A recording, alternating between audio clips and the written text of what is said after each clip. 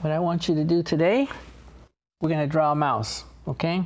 But we're going to do it in layers, the way that we would do it in a studio, or even how I would draw at home. The funny thing is, I'm drawing as if I was drawing on paper, and I don't need to draw. I'm going to start with drawing a blue line, because that's how I learned to do it in the studios. Draw with a blue line when you figure out the shapes you want. And then when you've decided that, we'll go with black and go ahead and draw and define what that line will be. Okay. Yeah. In the old days, it was a blue line because when they would film the animation or the drawings, the blue lines wouldn't show up, non-photo blue. But ideally, actually, you can pick any color you want. I'm just used to using blue. So let's draw a mouse. This blue, okay? Right. Any blue, any color you want. Usually when I start drawing a character, it's a habit, it's an old habit. I start with a circle and I just keep going around and around. I'm looking to form my character and imagining it in 3 dimensions rather than drawing a circle on paper. I'm imagining this is a 3-dimensional ball that's going to be the head of the character. And because we're working in layers, I can put that down on a layer, tone down the opacity, and then continue on top. So I'm going to draw a mouse because it's easy.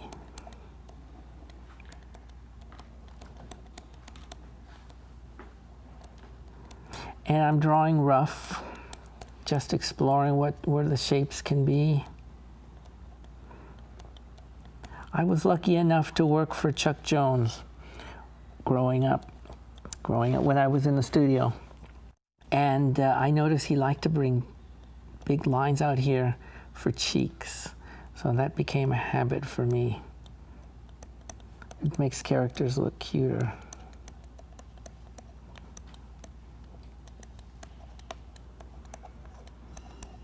But the thing about how Chuck Jones would approach characters, there was always a lot of personality in those faces, and he'd always make them look a little bit sarcastic, like he knew something you didn't.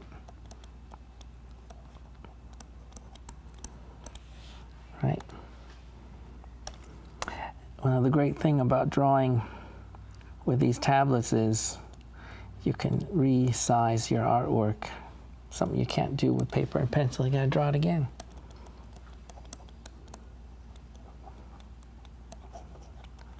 So I'm just laying in the shapes to put in his pants and his legs and his arms. We're gonna have Snarky Mouse here. Why don't you give it a try? Okay. So start with just drawing up the circle. Yeah. So. And then turn it into a 3D shape. Yeah. So imagine it's a 3-dimensional character that you're drawing. Okay. And then you said to make a new layer, right? Yeah. Because you're working with solid shapes first, and then you start to mold it as you lay down your lines to create the shape of the character. Now, you don't have to draw it exactly like mine. Okay. Because I'm just showing you the way I approach a drawing. Okay. Man, this is harder than it looks. Chuck Jones said once about drawing Bugs Bunny that everybody has their own way of drawing Bugs Bunny. There's no one right way to do it. So that's true with any character. Let me show you something about drawing cute characters. On babies especially, and anything you're going to draw cute, it seems like you make eyes bigger and tiny noses, the lower half of the circle, the sphere, and tiny mouth. Because as people grow, since we are people, and we adapt this to our animal drawings, the heads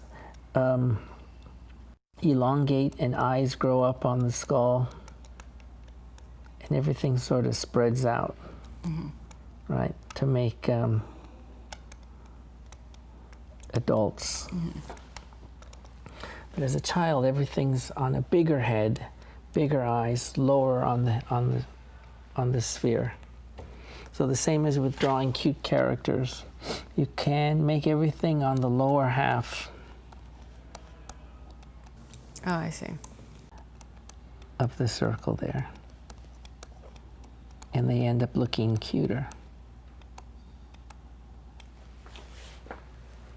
I like drawing on these tablets because we're not wasting paper.